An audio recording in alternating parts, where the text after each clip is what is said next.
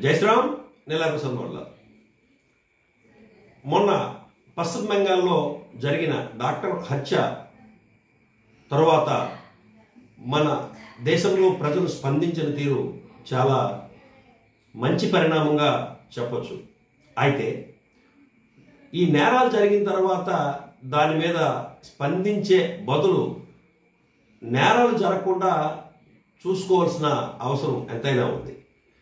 ముఖ్యంగా తల్లిదండ్రులు, కుటుంబ సభ్యులు తమ పిల్లల తాలూకా ప్రవర్తన పట్ల, వాళ్ళ తాలూకా ఆలోచన విధానం పట్ల శ్రద్ధ వహించి పిల్లలు చిన్నప్పటి నుంచే ఏవైనా తప్పులు చేస్తున్నట్లయితే వాళ్ళని దండించడమో ఎంతో కొంత శిక్షించడమో చేస్తే వాళ్ళు తప్పులు చేయకుండా ఉండే అవకాశం ఉంటుంది.